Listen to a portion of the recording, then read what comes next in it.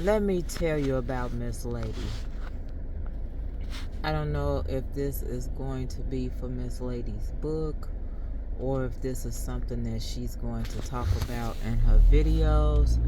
But Miss Lady told me about something that she remembered. She said that because of the thing that happened with her and her father, it caused her to later on have what is known to be men trouble. Problems with relationships dealing with men. One of the things that Miss Lady went on to say was that, especially with him, she said, even though she know he had wronged her early on, and even though during her time, you have to remember the timing, you have to remember the year, you have to remember the age, because different timings, different aging, different things have to do with the way the environment is set up. And Miss Lady said that one of the things that she was dealing with at the time was the forgiveness. You have to remember that it wasn't until the 2000s, maybe, and the late 2000s, where you learned that you could forgive somebody, but you don't have to sit at the table with them anymore. Beforehand, coming up, the thing that Miss Lady was told about forgiveness is you forgive that person and you still supposed to interact with that person. You still supposed to sit at the table with that person. You still supposed to be able to be friendly with that person. It wasn't until later on that Miss Lady learned that that's not what you have to do. You forgive that person so that you can be freed up in your mind and your body and your spirit, so that you can allow yourself to grow and know and do better. She says, so to go into the story about the forgiveness part, she said many times, because she wanted and desired to have a relationship with her father, she attempted on many different occasions to go and hang out with him. But in hanging out with him, she made sure that it was never completely alone. That she would hang out with him in different surroundings where there would be other people, so that the possibilities of something going wrong were limited, she says. But each time that she attempted to hang out with him, she could tell when there was a dead zone. And what she meant, Miss Lady, what Miss Lady said she meant by there was a dead zone. As long as there were activities, as long as there was music playing, as long as there were interactions, there was never time to bring up certain conversations. And she said that every once in a while, when the music would stop playing, when there were no other activities going on, and there would be like a quiet moment, he would always have these times when he would ask her, do you remember? And in asking her that, it would stir up things, and she would get frustrated, and she would say, you know what, it's time for me to go. And she would leave.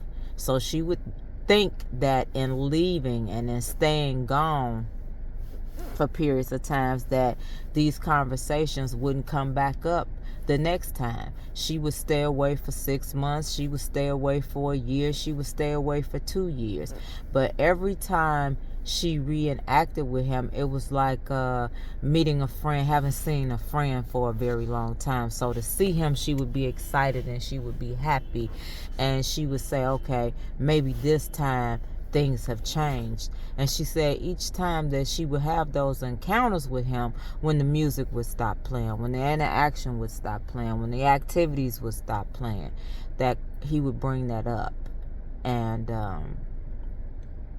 so she would get to the point where she would distance herself from him even more, she said. So then she got to the point where she would only see him when she had the children, and when the children would get to a certain age. And what she meant by a certain age is that when the children were able to walk and talk. But she never left her children alone with him, because she always felt that there was a possibility. She said, and talking about the children, she remembers a time when she was younger. She remembers a time that she could kind of recognize that she wasn't the only person that he had done something to. She had a stepsister who was older than her, maybe by 6 years, maybe by 7 years. And this particular day, her mom and her were getting ready to go to her grandparents' house. And the way that the girl was begging her mother, she said, this girl begged her mother. And the way that she begged her mother, it brought a memory back of one time when her mom was leaving to go to work. Remember, I told you early on, you have to pay attention to your children. I know, Miss Lady said, I know that as adults, we want to go out, we want to hang out, and we think that we're leaving our children in safe environments. But sometimes pay attention to your child's cry. Pay attention to your child's demeanor. I know you may be dressed already, she said. I know you may be ready to go already, but sometimes you have to pay attention to the child's cry, to the way that the child is behaving as you're getting ready to go out the door. Is this a normal tantrum that they throw from time to time when you're going out of the door, or does this nature seem a little more aggressive than normal? So the Miss Lady went on to say that there was a time when her mom was getting ready to go to work, because sometimes these interactions would take place as she was leaving. So as she would be gone for work, she said, so one day her mom was leaving to go to work. And she said she clearly remembers throwing a fit, begging her mother to please stay, don't go, don't leave, and just going through a thing. And her mother was trying to explain to her that she had to go to work, but she didn't understand anything about her mom having to go to work. She just knew that her mom was going to be leaving, and once her mom left, then things were going to take place after her mom left. And she said that once her mom left, things did take place. But moving forward, she said that the sister had came by to visit. And she said what happened with that is she saw the sister have a moment that she clearly could recognize. And what that moment was is she was begging her mother to please let her go with us. She said she begged her mother. She said the girl was begging and begging and begging and begging. And the mother told her no, because the children, that we weren't coming back, that we were going to be spending the night at my grandparents' house. And you could see the frustration on the girl's face. You could see the disappointment on the girl's face that she wasn't able to leave and go with us. She said that was a sign that she too was going through the same things with him, that she too was being molested by him.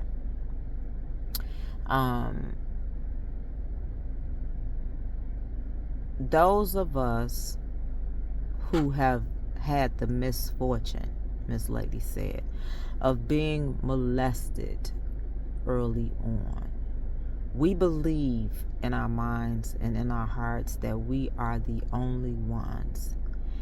There are rare occasions when we get to identify that this person is in the family and that this person has also done the same to other family members. Miss Lady went on to say that she would take the children to visit.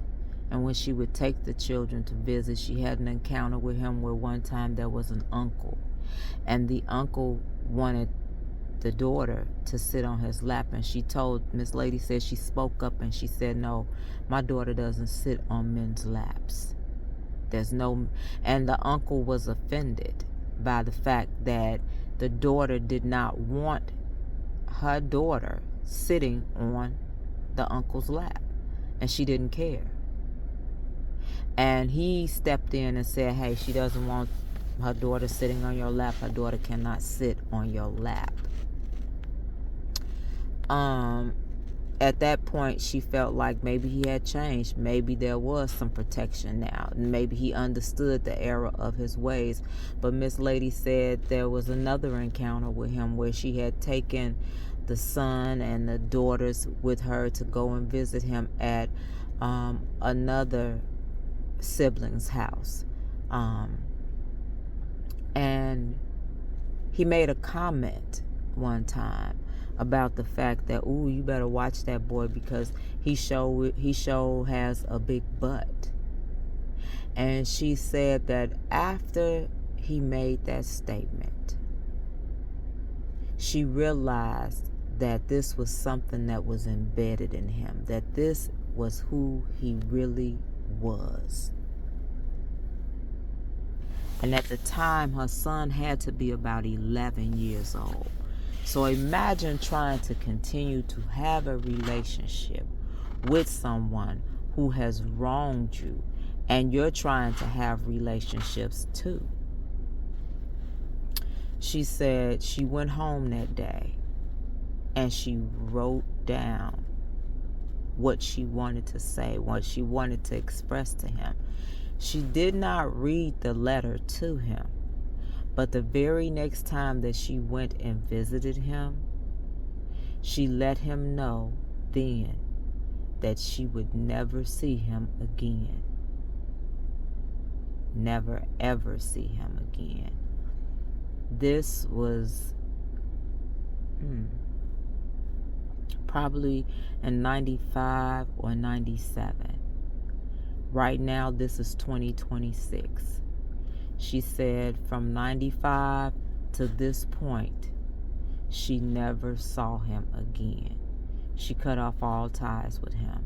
Another thing that verified her cutting off all ties with him is another young lady came forward and said that he attempted to do something to her, that he attempted to touch her.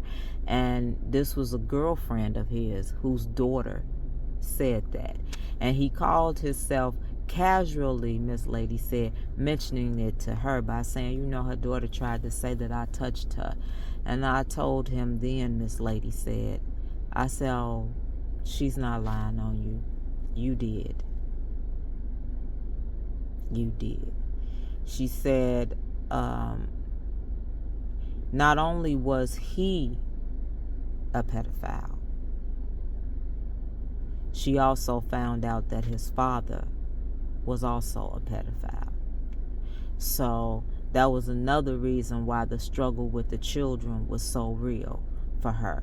Because if his father was that way and he was that way, she was unsure about herself and the path that she would take for her children. But God blessed her. God blessed her. God stepped in and took care of her, and he blessed her and made sure that her hands did not do the same thing to her children. Miss Lady said that when I think about where I am today and where I was then and where I was before then, there have been times in my life where I actually thought that I was alone. Like alone, like nobody was there for me. And when you think of being alone, you think of human connection, human interaction. You think of mom, dad, sister, brother, somebody. But God was there. God helped me at a very young age to learn how to navigate in life, to learn how to survive in life.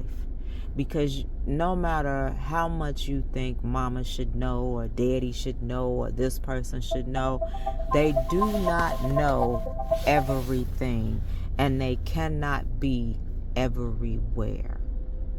And because of that, somebody has to help you navigate through life. And that somebody is God.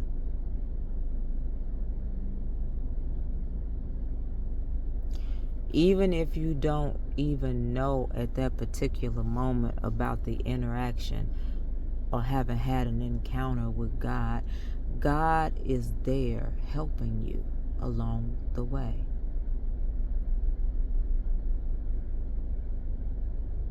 I'm appreciative, Miss Lady said, of the journey that I have had to take to get to where I am today.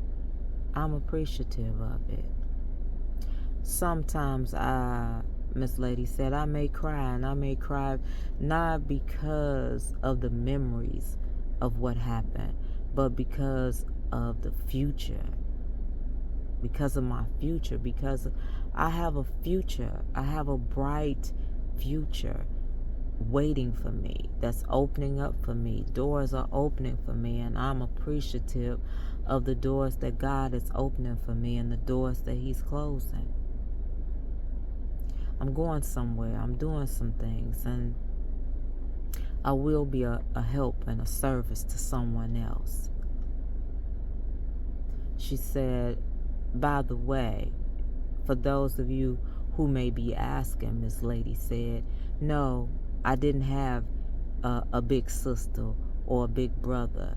I came from a small family. It was my mother, my grandmother, and my grandfather.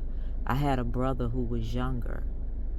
So to say, was it somebody else there that could have protected me? No. God was the only big brother. God was the only big sister. I did not have a big brother. I did not have a big sister. It was only two of us. My mother had a boy and a girl. And then having a boy and a girl, I was the oldest. I was the only daughter, and my brother was the only son. There were no cousins on our side of the family. There were no cousins.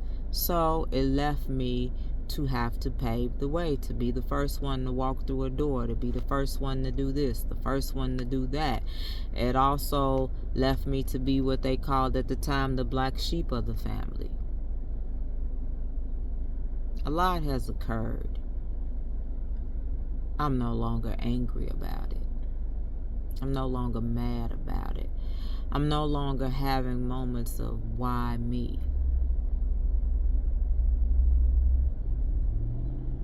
I have some information to pass out, Miss Lady said. She said, I don't want to call it stories because everybody calls it a story. It's information. And it's information that's needed to be passed along to help some other young woman.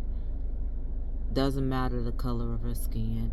Doesn't matter what gender she's chosen. Doesn't matter if she's part of the LGBTQIA community. I have some information that I'd like to share. Some people have lost sight, Miss Lady says, of believing in God. Some people will say their higher power. Some people will say the universe. And it's okay. But I'm not knocking any of it. Whichever route you choose to go, that's your route. But the information will be there for you to be able to see that if I'm able to get this far in life with all the things that were occurring to me, and we did not have all of the resources that we have now, we didn't even have half of the resources that we have now. Miss Lady said, then that's what I'm going to do. I'm going to leave the information there. She said, she remembers a time when she would go to the clinic. And when she would go to that clinic, they would have different pamphlets sitting up there telling you about all types of different things. And the information was free. All you had to do was pick up one pamphlet, or you could pick up all the pamphlets and read all the free information. But the information was free. So this information is free. I'm leaving some pamphlets, Miss Lady said, and I hope you pick them up and read them. In the meanwhile, remember, for me, God gets the glory. God gets all the glory. God has all the power. God has all the honor. For me, God's my higher power. I love you and have a great day.